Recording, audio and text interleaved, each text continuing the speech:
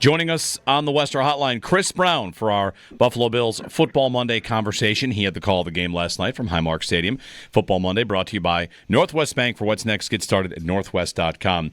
Chris, good morning. It has the tone today of a Patriots team that beat the Bills at the Bills' own game, right? Play a little cleaner, do just enough, and get the job done. They did not have as many mistakes as the Bills did because the Bills had an uncharacteristic 3-turnover night. Yeah, that's right. And I thought it was a classic Mike Vrabel game. When, Mike Vrabel came to the AFC East, we kind of harkened back to the games that he used to have as head coach of the Titans, run the ball with Derrick Henry, play solid defense, play a physical game. And even though you might not have as much talent as the other team, and the other team might be outgaining them in yards, seemingly having more big plays. You look up at the scoreboard in the fourth quarter, and you're like, how is it to 24-20 right now? Vrabel did that again last night and had his team ready to play. And, the Bills had their first 3-turnover game since the season finale in 2023 when the Bills beat the Dolphins down in Miami to win the division. That's the last time the Bills had 3 turnovers in a game, and it cost them. How impressive, Chris, was Drake Maye to you last night? I've already been impressed with Drake Maye. You could see signs of this last year. Just his ability to make off-script plays, because he had a lot of practice at it last year, guys. He had the worst offensive line in football last year, and the kid still had a pretty good, productive season at the quarterback position. So they've tried to invest and make the line better. I think it's marginally better. But he can make plays off script just like Josh Allen can, and he's going to be a problem for years to come.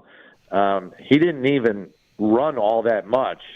The Bills kind of did a good job spying him and keeping him from, taking off for gains, because I'm telling you right now, Bills fans haven't even seen how fast he is. He makes scrambling look easy. So I thought the Bills defense did a good job of keeping him behind the line of scrimmage and forcing him to make plays from there. And for the most part, the Bills were successful getting off the field defensively. I mean, they were 3 for 9 on third down, the Patriots. So they got stops when they needed them. I just think the one Achilles heel was the Patriots found a personnel grouping that worked exceptionally well for them, and they just stuck with it the entire second half. And that was with the split backs in the backfield, chipping on the ends with the tackles to help them out. And the Patriots were fine sending 3 guys out on pass routes because they believed the protection would hold long enough for somebody to get open. And when you're double teaming the 2 defensive ends and your defensive tackles are practice squad elevations, Drake Maye had all day to throw. So he should have had a good night because you could have timed it, with a sundial, how much time he had to throw at times last night. Yeah, and he threw to Stefon Diggs a lot in this game. 10 catches on 12 targets. Diggs actually had a drop that would have been a first down. So, it could have been even more for him. And yards after catch, no doubt he's motivated in this game. And his return from an ACL injury is maybe ahead of schedule for what people would have thought. Surprised the Bills didn't have an answer for Diggs, and how much of that do you think is what you just mentioned up front, and what do you think is the problem in the secondary? Well, they're shorthanded. I think, and this is just my opinion, but I believe the Bills last week were trying to start a platoon situation at corner with Dorian Strong and Tre'Davious White, and I think it got compromised by a neck injury to Dorian Strong. Who's now on injured reserve, as we all know, and that's unfortunate, and it just cripples the secondary all the more. And look, when Drake Maye has 3.5, 4, sometimes 5 seconds to throw the football, I don't care if you have Patrick Surtain back there. It's very hard to cover for that long. I think they also were good in sitting down in the zone calls that the Bills had defensively when they played zone coverage. We know Diggs knows how to beat that, and he did.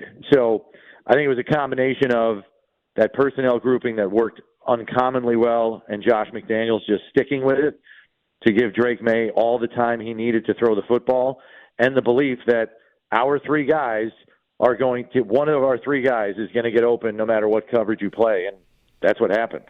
On the Bills side, Chris, there were a lot of plays where Allen had all day to throw and nobody got open, although it was a good game from Kincaid on that front. But was that the run game didn't produce either, but I guess all around, biggest issues for the offense was the combo of the run game and the receivers down the field not getting open? Yeah, I mean, it was just a sloppy game. I mean, Josh nailed it in the post-game press conference. It's been sloppy for the last 3 weeks, guys. I mean, we kind of almost saw this coming because a lot of us had said, if you continue to play that sloppy, eventually it's going to catch up with you, and it did. I just think that collectively as a unit, they're not functioning as an 11-man group. It just seems very disjointed at times. Because we're talking about the game in the pregame, on the round table, and you guys were doing the same. And we're thinking, all right, even if the second-ranked run defense slows down James Cook, and they did, well, heck, what, you got the league MVP as an alternative, and you can start throwing the ball? You felt really good about that, especially against the pass defense that was, I think, 26th in pass defense and had been thrown on considerably through the first 4 weeks of the season, and they couldn't do it. They couldn't win. So I don't know if that's a major concern or if this is just a one-off, but they really only had Shakir and Kincaid that provided consistent answers in the passing game. It's got to be more than that on a weekly basis if you want to be a full-scale, versatile offense. Chris Brown on the Western Hotline. Sean McDermott after the game, a couple comments there. I think, Allen talked about the offense being poor.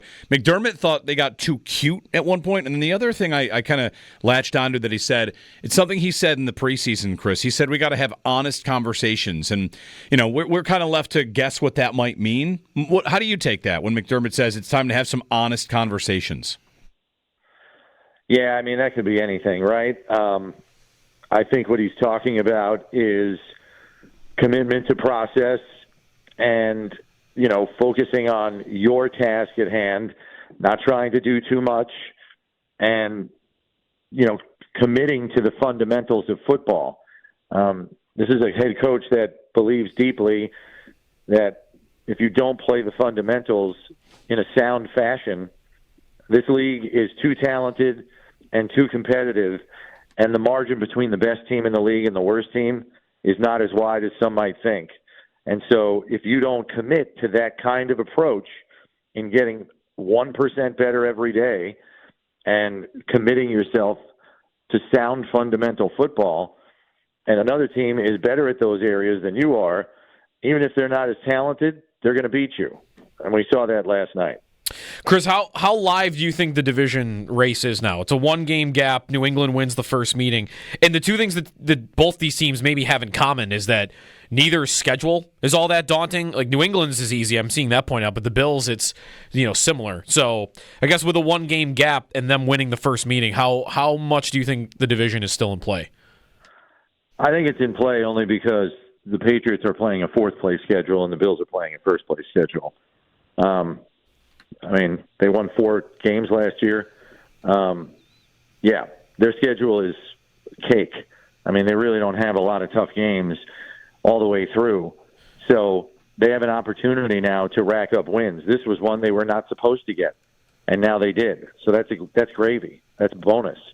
So you can walk your way down the Patriots' schedule, and I think you can find your way to probably 9 wins now. And if they get another one they're not supposed to, suddenly they're at 10, and they're probably a wild card team at the very least.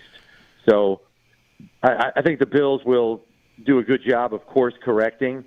They're also not healthy, particularly on defense, and that's been a persistent problem since training camp. And I think it's a situation where they've just got to triage it as best they can until they get some pieces back. And I'll just say this, guys. To me, I thought the defense did everything they could to keep the team in the game. At the end, it's 23 points on the board. They get 2 red zone stops. The Patriots are 3 for 9 on third down. And the run game is what did they average? 3.1 a carry, I think. Yep. So this one's not on the defense, guys, even though there are problems there, because you understand what those problems are. They're shorthanded. They don't have enough guys.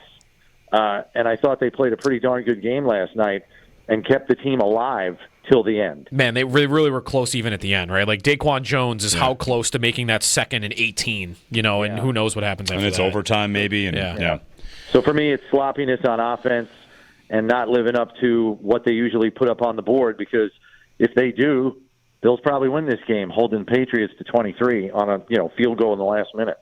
Chris Brown on the Western Hotline. Chris, thanks. We'll chat on Friday, maybe a Monday Night Football. We'll text. We'll figure it out. No problem. We get a weekend off and then a Monday night before the bye. So thanks. All right, take care, guys. Chris Brown.